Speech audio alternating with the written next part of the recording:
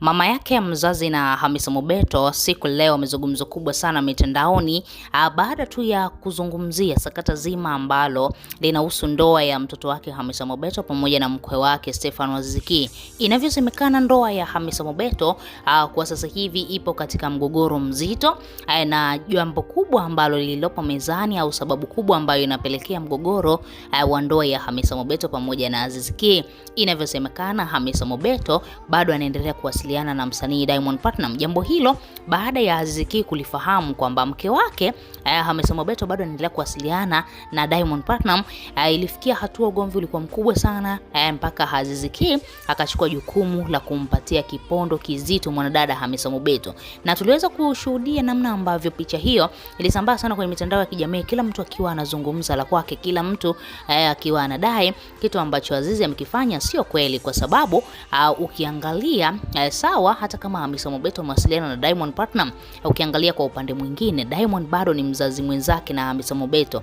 Diamond bado ana haki ya kumuulizia mtoto wake, ana haki ya kumsalimia, ana haki ya kufanya chochote kwa mtoto wake. Sasa ukiangalia namna ambavyo hii story imetokea, ni kwamba Aziz Ki hakuuliza wala hakumuuliza mwanamke wake kwamba umewasiliana na Diamond Platnumz kwa sababu gani au kwa sababu zipi ambazo zimepelekea wewe kuwasiliana na Diamond Platnumz, kwa sababu baada ya Aziz Ki kumuoa mwanadada Hamisa Mobeto alimwambia kwamba hawa watoto wote mimi nitawasimamia, nitawalea kama baba yao, na haijalishi itakuwaje, lakini Aziz Ki alimwahidi Hamisa Mobeto kusimama na yule mtoto Dylan kwa sababu tu Diamond Platnumz alikuwa amemkataa. Sasa baadaye Diamond alipokuja kuibuka huko juu, akaanza kumwambia Hamisa kwamba mimi nimeona nimlee mtoto wangu, nimekosea, naomba unisamehe, mambo kama hayo. Kwa hiyo kwa sasa hivi Diamond anataka apewe majukumu ya kumlea mtoto wake. Sasa kitu ambacho Aziz Ki hajakielewa na hakipendi kabisa ni kumuona Diamond sasa hivi anajisogeza kwa mke wake, kujidai kwamba anataka kujua maendeleo ya mtoto wake, na huku zamani alishamkataa yule mtoto.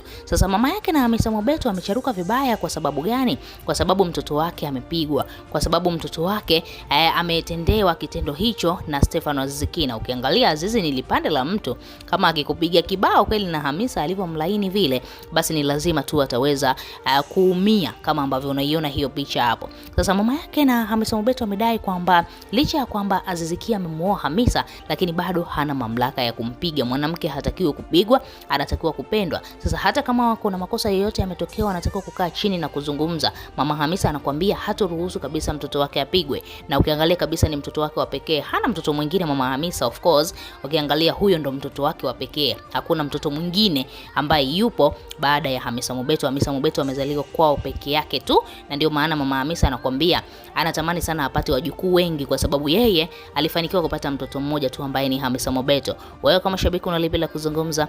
Tuachie maoni yako, lakini pia usisahau kusubscribe, ku like na turn on notification.